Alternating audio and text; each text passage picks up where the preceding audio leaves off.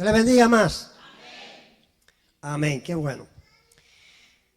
Hermanos, yo no acostumbro nunca, y los que son de esta iglesia y tienen un gran tiempo con nosotros, lo saben.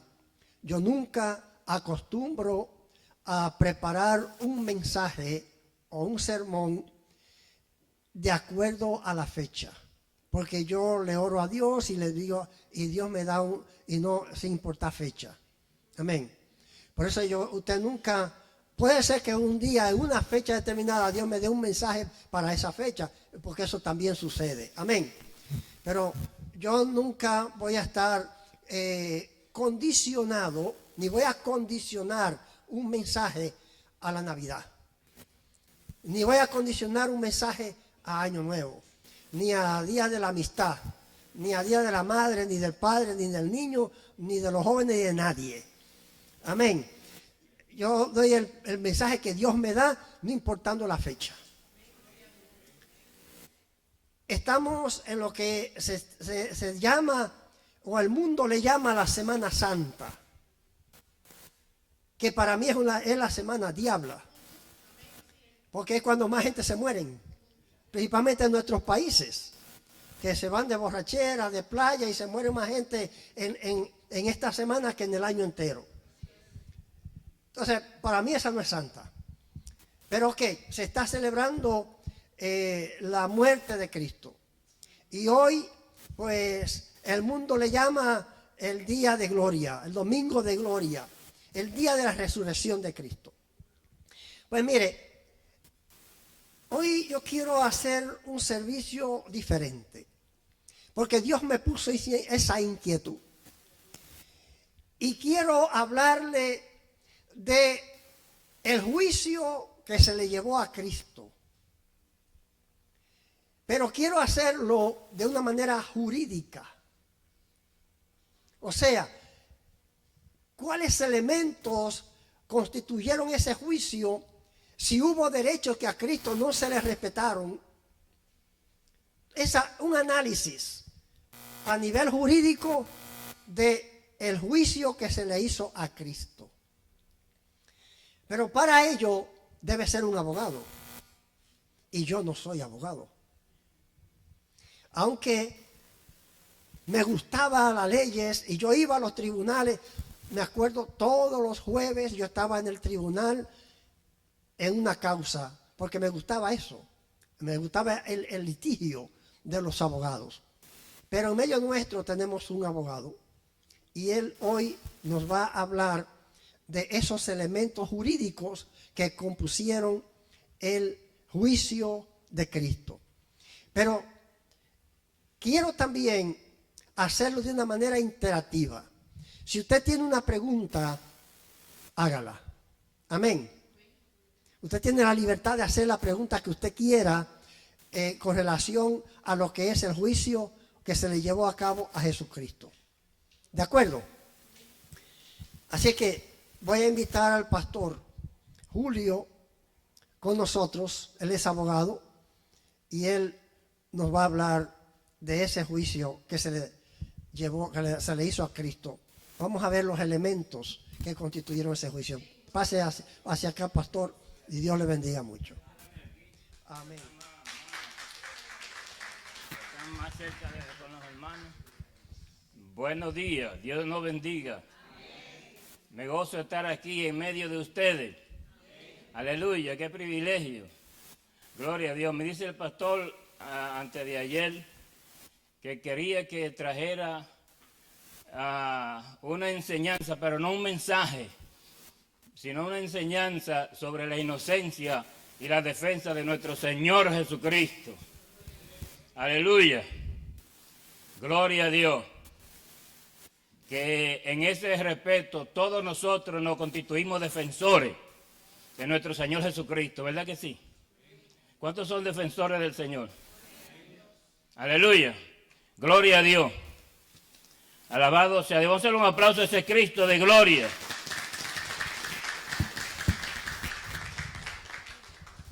Gloria a Dios. Pues miren, hermano, ustedes desde que estábamos en el mundo, conocíamos tradicionalmente la historia de nuestro Señor Jesucristo a través de la película, a través de diferentes medios de comunicación. Y sabemos que con el Señor Jesucristo se cometió una arbitrariedad, una injusticia. El Señor Jesús, nuestro Salvador, que al final vamos a explicar la parte cristocéntrica, por lo cual fue indispensable que el Señor derramara su sangre por nosotros. Pero ahora nos vamos a lo natural, al ser humano, al hombre inocente. El Señor Jesús, vean la historia de los evangelios, está orando, tiene una gran preocupación, porque Él va a llevar en su cuerpo la pecaminosidad del universo. Y eso es una batalla que Él tiene. Y usted analiza el capítulo 22 de Lucas, y dice que estando en una montaña, hermano, en un monte, en el Getsemaní, su sudor era como grandes gotas de sangre. Y esa era parte humana de Él.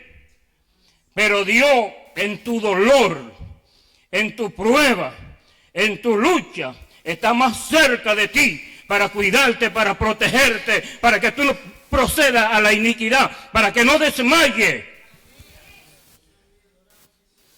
Y dice que se le apareció un ángel para fortalecerle. Gloria a Dios. Salmo 91. A sus ángeles mandará cerca de ti, que te guarden en todos tus caminos. El Señor está orando. Y la traición de Judas, conjuntamente con la mayoría del pueblo, las autoridades, los religiosos, egoístas, que no querían tener sustituto por envidia, y los militares van al Getsemaní. Aleluya. El apóstol Pedro, que entiende que duró 3 años y medio con ese santo, entendía que ese santo no podía caer en manos de inicuo. Y por eso jala su espada y le lleva la oreja al siervo del sumo sacerdote, Marco, al familiar. Pero Cristo le dice: Pedro, mete tu espada en la baqueta. Juan 18:11 le dice: la copa que el Padre me ha dado, ¿no es yo de beber? La fuerza de prueba, de dificultad que Dios puso en mi vida es individual. Así como la salvación es individual, las pruebas, las dificultades también son individuales. Y ellas vienen por 2 razones principales. Primero, cuando pecamos. La Biblia dice que Dios no puede ser burlado. Todo lo que se siembra se cosecha. Por pecar vienen consecuencias. Aunque Dios nos perdona, es verdad, pero vienen las consecuencias, porque Dios no puede ser burlado. Y número 2, cuando Dios quiere hacer un ministerio más grande en tu vida, y tienes que prepararte, porque lo que Él tiene para ti es grande, y necesita pasar por la escuela de entrenamiento divina. Gloria a Dios. Aleluya. Se violaron, pastor, los derechos de nuestro Señor Jesucristo. Por ahí, voy por ahí, pero dígalo, no se preocupe. De Judas.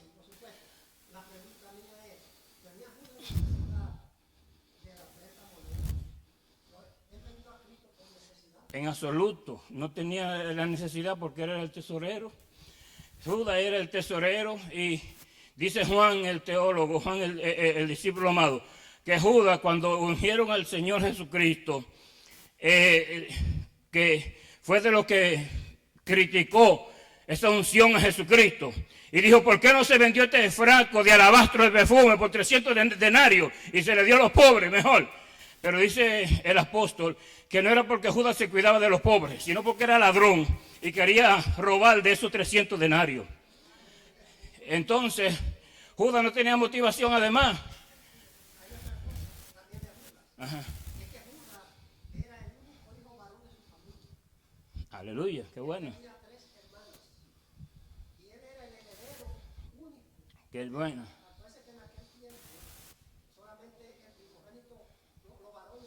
Ajá.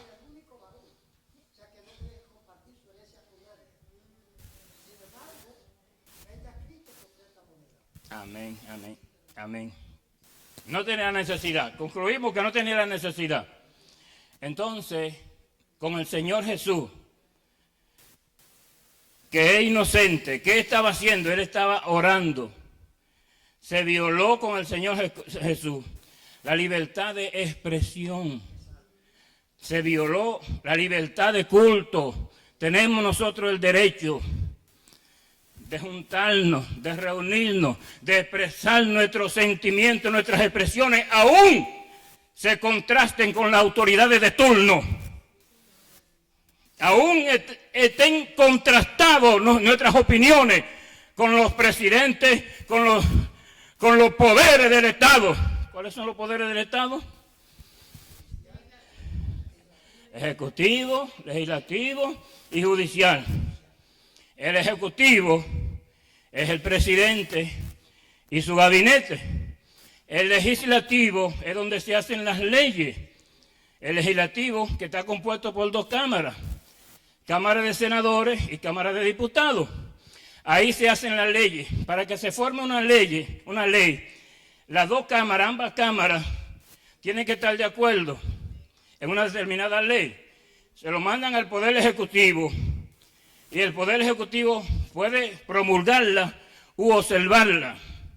Entonces, cuando ya está esa ley aprobada, que ya se ha registrado en periódicos de circulación nacional, entonces el Poder Judicial entra y aplica las leyes. Amén. Un aplauso a Cristo. Cristo era inocente. Era inocente. Hay una ley, pastor, que se llama ley de habeas corpus, que consiste cuando una persona ha sido privada de su libertad, sin razón, sin infracción, consiste en llevar a cabo un procedimiento para que, ante el juez, para que inmediatamente esa persona sea sacada de la cárcel, porque se violaron los derechos.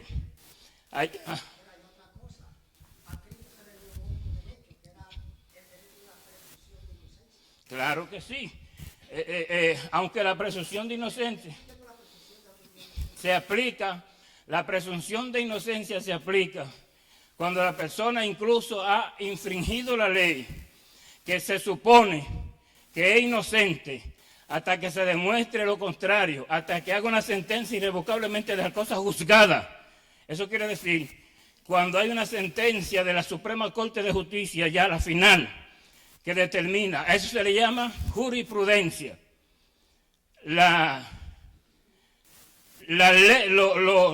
Los abogados, los jueces, se apoyan en las fuentes del derecho para llevar a cabo sus decisiones. ¿Cuáles son las fuentes del derecho? En primer lugar, la Constitución. La Constitución se le llama la Carta Sagrada, la Carta Principal, la ley principal. Si se hace una ley y se contradice con la Constitución, cualquier persona perjudicada está en el derecho de elevar un recurso ante la Suprema Corte de Justicia, por ejemplo, o ante el Tribunal Constitucional, para que se elimine esa ley, porque contradice la Constitución.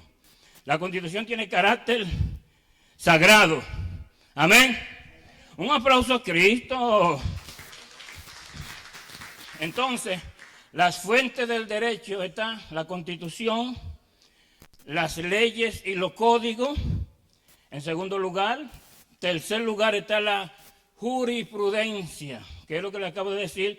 La jurisprudencia son las sentencias emanadas del Tribunal Supremo, el Tribunal de Alzada, aquí la Suprema Corte de Justicia. Entonces, en cuarto lugar está la doctrina.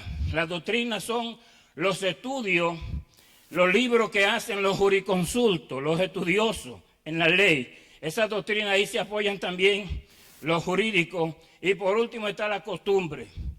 Ustedes han oído que dice que la costumbre es ley. La costumbre puede influir también en asuntos de derecho. Luis. Adelante, Luis. Ajá. Sí, miren. Las infracciones están organizadas en 4 grandes grupos. Infracción de carácter de policía. Una infracción mínima. Un problema que usted tenga, se lleva un semáforo en rojo, algo mínimo, eso se llama una infracción de policía. A propósito, cuando usted lo para la policía por algo que usted cometió o no haya cometido, nunca haga movimiento con las manos, ponga su mano ahí en el tablero. Que el policía vea, ¿verdad, varón? ¿Verdad? Que el policía vea la mano de usted que está en el tablero. No haya movimiento ahí haciendo cosas, porque son gente retrasada muchas veces.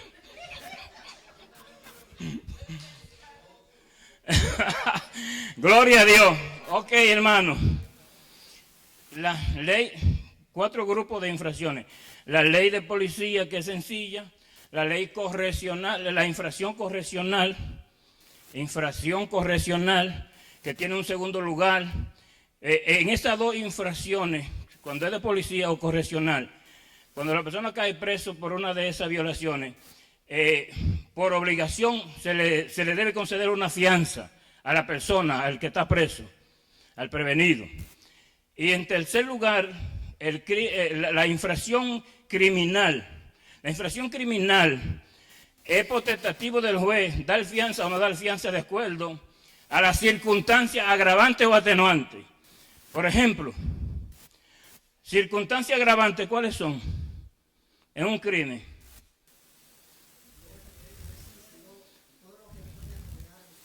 Que le agravan. ¿Y atenuante, pastor? Lo contrario. Por ejemplo, si 2 personas en una rabia, en un accidente, en en una furia de auto, como acontece a cada momento, pelean.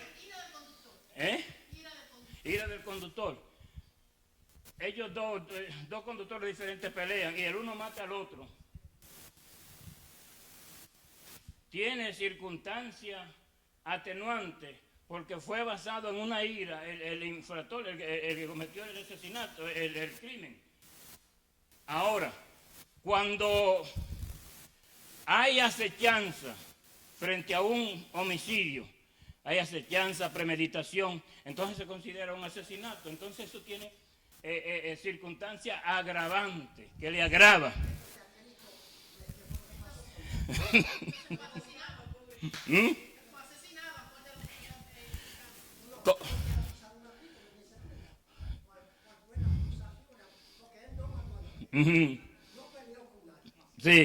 Sí.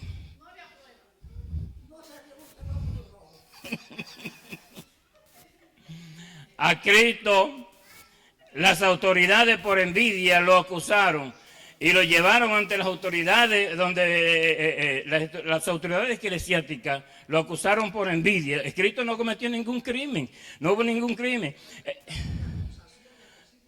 Lo acusaron de que él se hacía pasar el hijo de Dios o hijo por Dios, también blasfemia, pero que eso, una blasfemia desde el punto de vista judicial, no es ni siquiera infracción, a menos que haya difamación e injuria. Sí, pero en este caso, para el Sanedrín, para los hebreos, sí era un delito, porque ya en la Torá, la blasfemia se condena con pena de muerte. Entonces ellos, esa fue la acusación que se hizo a Cristo ante el Sanedrín de blasfemia. Pero hay una cosa interesante, y es que lo llevan a donde Pilato. Pilato no era hebreo, ni era de Sanedrín. Y a Pilato no le importaba si blasfemó o no blasfemó. A Pilato no le importaba si era Mesías, si no era Mesías, si era profeta, si no lo era.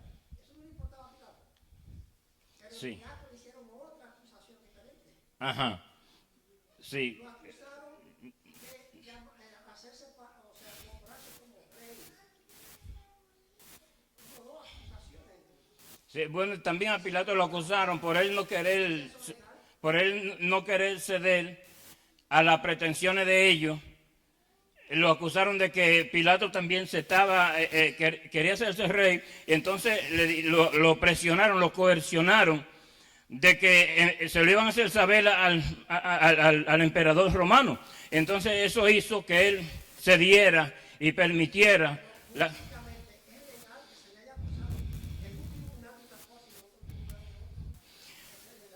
dependiendo, porque hay lo que se llama familia jurídica en el universo, en el mundo, pastor. Por ejemplo, tenemos la familia jurídica romana germánica, que su derecho es de Roma. La mayoría de los países europeos copiaron de los romanos, entre ellos Francia. Y Francia llevó ese sistema jurídico a nuestros países. Entonces, ese sistema jurídico es diferente, por ejemplo, a los derechos anglosajónicos, que viene de Inglaterra, y entonces los Estados Unidos, ellos implantaron ese derecho aquí en los Estados Unidos. Entonces depende qué tipo de derecho. Por ejemplo, aquí hay derecho federal y derecho estatal. En nuestros países es diferente. Hay un tribunal que se encarga de las cosas particulares. Entonces, eso va a depender en qué lugar sea, pastor. Pero no creo que eso tenga que ver con Pilato en ese sentido. No sé qué usted tiene que decirme. Fue llevado ante Pilato, pero Pilato no quiso, o sea, por eso dice que Pilato se limpió las manos, porque no quería condenarlo. Porque Pilato sabía en la investigación que lo habían entregado por envidia, por error, por engaño. Lo declaró inocente. Pero entonces, a veces las autoridades actúan por... También, la mujer de Pilato le reveló, cuidado con ese hombre, con ese santo, que yo tuve visiones sobre eso. Adelante, pastor.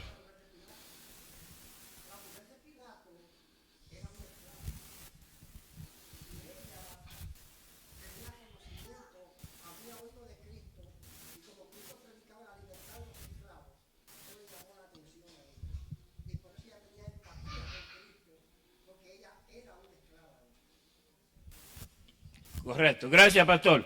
Entonces, ok, hermano, desde el punto de vista natural eso pasó con el Señor Jesucristo.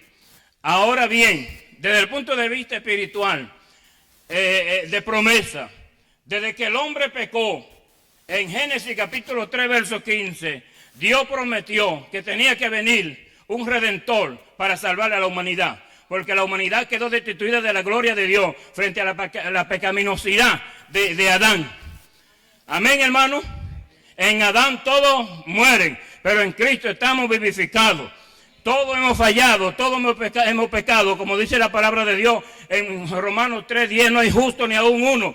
Romanos 3:23, por cuanto todos pecaron, están destituidos de la gloria de Dios. Pero tenemos la bienaventuranza que Romanos 5:8 nos dice que Dios muestra su amor para con nosotros, en que siendo aún pecadores, Cristo murió por nosotros. Dime, mija.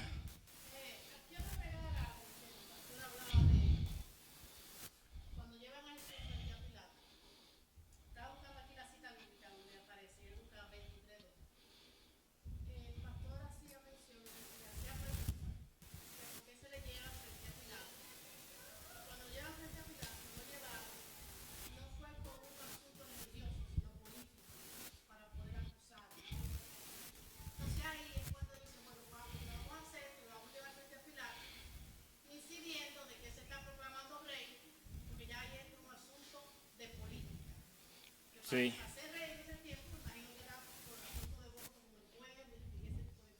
Sí. O sea, que se le acusa frente a Pilato, se le hace un montaje de nuevo. Vamos a hacer de manera política para poder acusarlo. Porque no había otra forma. Sí, correcto. Cuando lo llevan cuando está en el monte Getsemaní, entonces se le arma otro expediente. O sea, que yo entiendo que era como acorde a quien tenía la autoridad en ese momento. Bueno, si Pilato era asunto de política, le vamos a armar por ahí. Sí.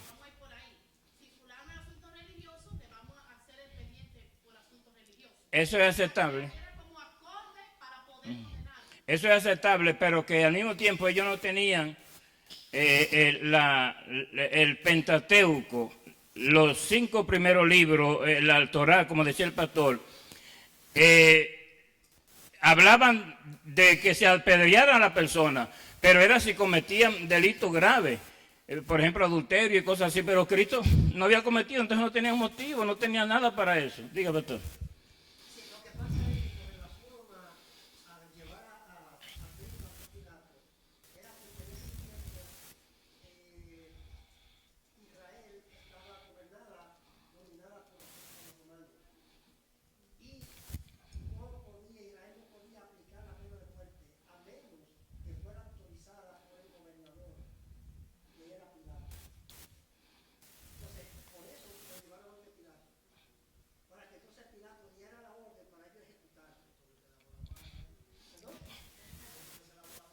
Ajá.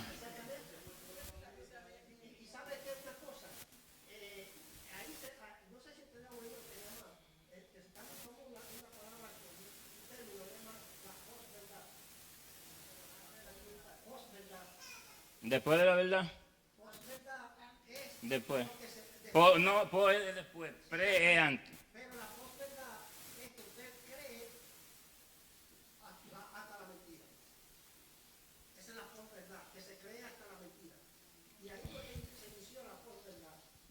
Pilato se creyó la mentira de que lavándose la mano se libraba de Dios. Sí, correcto, pero no consiguió eso. Díganme, mi hermano. En ese mismo caso, en el Sanedrín se aprovechó que había una ley que ellos cambiaban un preso por algo. Cuando cambiaron a Barrabás por él, y eso viene siendo como la cultura. Por eso ellos se aprovecharon en ese momento para que el pueblo gritara, pagaron mucha gente que descendieron a Barrabás más que a aquellos. Sí. No encontraron nada con que condenar. Correcto, correcto. Inducido por las autoridades. Pero mira un principio también que nos sirve de actualidad. Creo que en el capítulo 12 de Juan, habla cuando la gente, la multitud, proclamaba, Hosanna, viva el Rey, viva el Señor, ¿verdad? Y fue una multitud de reconocimiento a Dios. Pero después esa misma gente, la mayoría de esa misma gente, después que dijeron, crucifícale, crucifícale. Es una enseñanza para nosotros de no depender del ser humano, porque el ser humano es falible. Gloria al Señor, es infalible nuestro Señor Jesucristo, ¿verdad? Diga, pastor.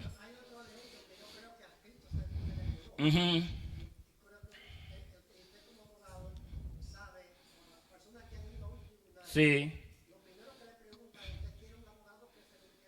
Sí. Sí. Eso le voy a ir. Claro. Miren, los últimos versículos del capítulo 7 de San Juan, cuando los fariseos mandaron a buscar preso a Jesucristo, mandaron a los alguaciles a buscar preso a Jesucristo para arrestarlo. Cristo está hablando de la grandeza y ellos quedaron conmovidos.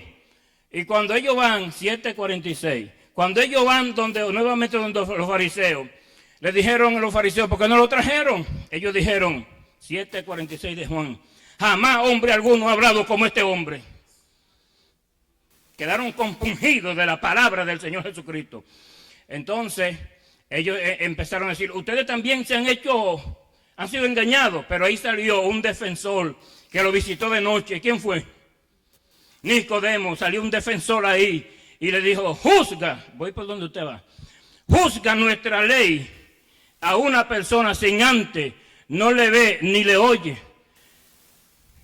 Y ese principio jurídico los romanos lo copiaron. Déjeme decirle. No, oiga lo que le estoy diciendo. Eso viene de los judíos. Pero los romanos copiaron ese principio jurídico. Y eso lo copió los franceses. Y donde quiera, eso tiene un carácter universal. Aquí mismo también.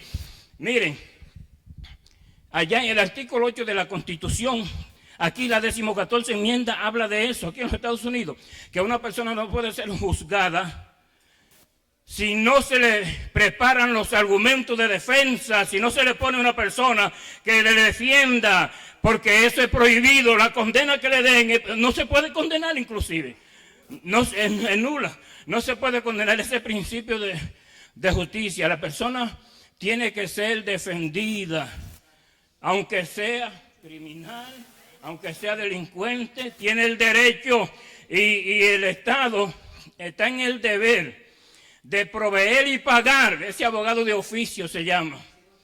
Leonel Fernández, el presidente, fue abogado de oficio cuando Salvador Jorge Blanco. Abogado de oficio que defienden a la persona que no tienen dinero para pagar un abogado. Gloria al Señor. Cristo no tuvo ese privilegio. Se lo negaron. Es nulo. Todo lo de Cristo es nulo. Miren esto. ¿Cuáles fueron las acciones del Señor Jesucristo? No hubo infracciones. Ya le dije las infracciones, ¿verdad? Ahora las acciones de Cristo. ¿Qué hacía Cristo? Sanaba a los enfermos. A los muertos resucitaba, a los hambrientos le daba que comer. Las acciones de Cristo hoy en día, oiga bien, los conglomerados sociales que están institucionalizados reconocen a los seres humanos cuando hacen acciones como las que hizo nuestro Señor Jesucristo. Las autoridades municipales, las autoridades gubernamentales, las autoridades de donde sea, cuando una persona hace algo importante en la sociedad, lo publican y reconocen eso. Cristo mereció el reconocimiento total en todos los sentidos de la palabra. Aleluya. Gloria al Señor. Aleluya. Adelante, pastor. ¿Perdón? Ajá, sí, correcto. Así mismo. Sí. Sí. Sí, correctamente, correcto. Sí, perfecto. Perfecto, era nulo. Ajá. Amén. Pero miren, señores, era necesario eso. La Biblia dice que él era el inocente. Isaías 53 dice, nunca hubo engaño en su boca, ni hizo maldad. El apóstol Pedro lo ratifica en el capítulo 2 y dice lo mismo también, Cristo es el inocente, el cordero inmolado que vino a morir por nosotros. Y con él se violaron todos esos principios. Pero la Biblia dice en Gálatas 4:4 que cuando vino el cumplimiento, Dios envió a su Hijo nacido de mujer y también nacido bajo la ley. Este ha sido el único santo, el único infalible. Por eso nosotros como cristianos nos oponemos a cualquier régimen o ser humano que quiera decir que es infalible. Nadie es infalible, todos somos imperfectos, todos fallamos, todos nos equivocamos. Por eso la confianza siempre hay que tenerla en el Señor Jesucristo. Mire a Jesucristo y no vean a mi persona, ni ve el otro ni aquel, porque todos fallamos, todos cometemos errores. Amén. Otra pregunta si tiene. Adelante.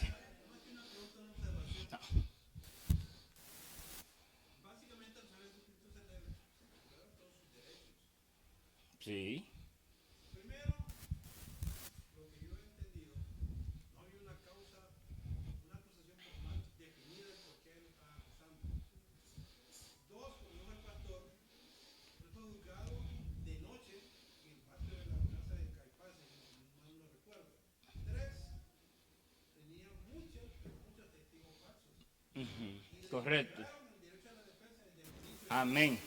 Amén. Amén. Correcto, correcto. La ley, la Torá dice que los testigos falsos, la condena de ellos tenía que ser igual de lo que se estaba acusando al difamado. Ajá. Esos testigos falsos tenían que haber sido crucificados también. Claro que sí, claro que sí, claro. Entonces miren otra cosa que quería decirle también. En nuestros países, cuando una persona comete varias infracciones, roba, mata, hace diferentes cosas, varias infracciones, se le va a juzgar en nuestros países por la infracción o el crimen mayor. ¿Se entiende eso? ¿No se entiende? Se lo explico otra vez. Chachita, muy bien. Diferente aquí las leyes son acumulativas, las penas son acumulativas. Si usted robó, mató, infringió esto, infringió lo otro, por cada infracción de esa, usted tiene unos años, de acuerdo a la capacidad, la tipificación que tenga el código. Pero en nuestros países se juzga por la causa mayor. Correcto. Buenas aportaciones están ustedes haciendo. Me están haciendo recordar de las leyes, mejor. Así que, bueno, sí pueden seguir haciendo participaciones. Gloria al Señor. Hasta que el pastor diga ya, hasta aquí llegué. Gloria al Dios. Mientras tanto, yo sigo diciendo que Cristo, señores, cuando uno está en prueba, viene en prueba, porque Jesucristo está peleando con su copa. Con su copa, que hasta le dice, Señor, si es posible, pasa de mí esta copa. Y después el Señor dice, pero que no se haga mi voluntad, sino la tuya, ¿verdad? Y tenía la prueba de cargar con el pecado de todos nosotros. Y ahí mismo le viene otra prueba, que entonces lo llevan preso. ¿No ha tenido usted así grandes dificultades, prueba sobre prueba? ¿No ha tenido eso, desierto sobre desierto? Es importante, hermano, esto que le estoy diciendo. Esto que le estoy diciendo es importante, hermano, porque ya yo tengo 48 años en este camino y yo le he pasado toda. Entonces, hermano, pero si nos agarramos del Señor, siempre vamos a salir vencedor. Vamos a salir airoso en el nombre de Jesús. Gloria. ¿Quién levantó la mano? Sí, para terminar, otro derecho que se le violó fue la dignidad humana, porque él fue desnudado. Sí, mi hija, le violaron todo, su dignidad humana, así mismo. Bendito sea Dios. Luis. Ajá.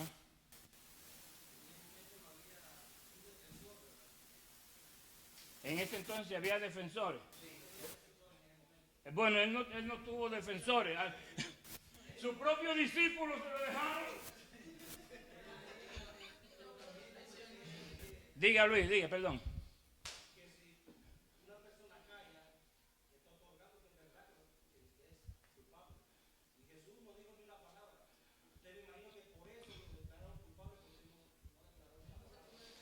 Bueno, eso es importante, pero recordémonos que el Señor tipifica el cordero inmolado, ¿verdad? Que el cordero inmolado se sacrificaba para perdonar a la persona que cometía las infracciones, el pecado. Entonces Cristo dice que era el cordero, dice la Biblia que Él es el cordero inmolado. Dígame, ya pastor, estoy terminando, diga, mija.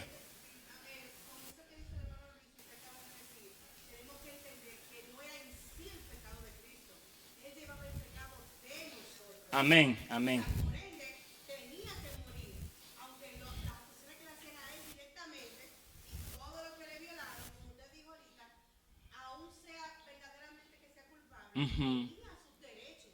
Sí, amén. Sí, sí, y si el Señor, muy bien, hermana, gracias. Y si él hubiera tenido algún rasgo de culpabilidad, ya eso le hace que no tiene la capacidad, la facultad para salvar al mundo. Pastor, tenga su micrófono, Dios le bendiga. Señores, bendiciones. Gloria a Dios. Aleluya. Dios le bendiga, hermano. Dios bendiga al pastor Julio. Amén. Y gloria al Señor. Qué bueno, qué bueno. Quise hacer esto, hermano, para que nosotros adquiramos conocimiento realmente de la historia, de cómo son las cosas. Y qué bueno que a Cristo se le violaron todos sus derechos, porque eso lo hace más inocente todavía. Amén. Porque mataron a un inocente que ni siquiera se pudo defender, y hay otro derecho que se lo violaron, porque a Cristo lo forzaron a incriminarse a él mismo, y eso está prohibido por la ley también. Amén. Y qué bueno que Cristo murió por nosotros. Amén. Que es inocente. Amén. Y déjenme dar otro dato, hermano. Las dos personas, porque a nosotros se nos ha vendido, la Iglesia Católica y Hollywood también, nos han vendido que los otros dos que estaban crucificados con Cristo eran ladrones. Y no eran ladrones ninguno de los dos. No, eran revoltosos, eran revolucionarios que estaban en contra del Imperio Romano. Y por revolucionario, ¿sabe quién también? Que no era tampoco un bandido como se nos ha vendido. Barrabás no era un bandido como se nos ha vendido tampoco. Barrabás era celote. Celote era como un grupo político que estaba en contra del gobierno y que era como una guerrilla, como guerrilleros. Y a Barrabás estaba preso por eso, por revoltoso. Pero no era ni que por ladrón ni por muchas cosas, era eso. Y eso quiere decir que el buen ladrón y el mal ladrón, que no hay buen ladrón, no eran ladrones tampoco, eran personas que no estaban de acuerdo con el Imperio Romano. Desen cuenta que esos dos no los juzgó el Sanedrín, pues ellos no lo llevaron donde Caifás. Solamente Jesucristo fue que fue llevado a donde Caifás. Los otros dos. Estamos aquí con el propósito que venga tu gloria a este lugar. No callaremos lo que has hecho, levantaremos en alto tu luz. Nos has dicho no teman que aquí estoy, han venido buenas nuevas.